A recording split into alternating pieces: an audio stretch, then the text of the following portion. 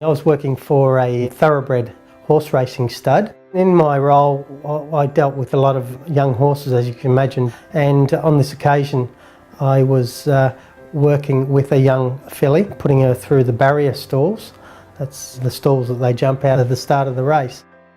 Being that she was uneducated at the time when we got her into the barriers, which is quite a confined space, she didn't like it and actually reared up with me on her back and flipped over backwards, and she landed on top of my body, so it was quite extensive injuries that I had at the time and scary.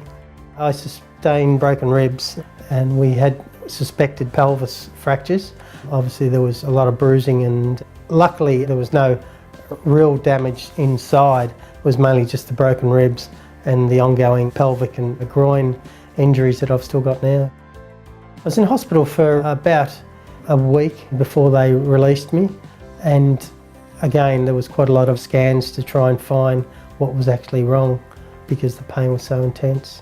I went through a lot of rehabilitation through the hospital. There was a lot of physiotherapy. I'm a pretty active person, so I don't like to keep still, so I did a lot of pushing myself to try and get through back on track so I could at least get back to work or get mobile, because I couldn't move for a very long time. I thought to myself, I have to do something, because you just never know dealing with young horses. You just didn't know what was going to happen. And so it's working on a fine edge every day.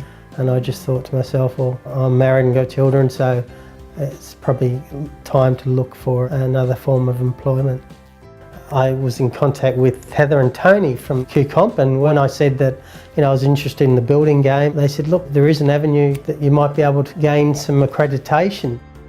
We applied for a grant and I was lucky enough to gain that grant, so that started me off with my workbooks and gave me a start in the system. What I've done is I've gone out and started my own little home maintenance business, so I do a lot of little carpentry jobs, which is great.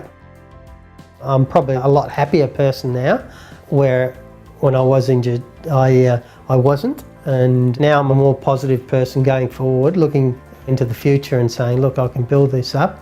And I just think for people out there, in my boat, really there is a light at the end of the tunnel. Being a finalist is a great thing, and I just hope I can be some type of inspiration to anyone else, because there is help out there, and just have a go, you'll get back to work quick,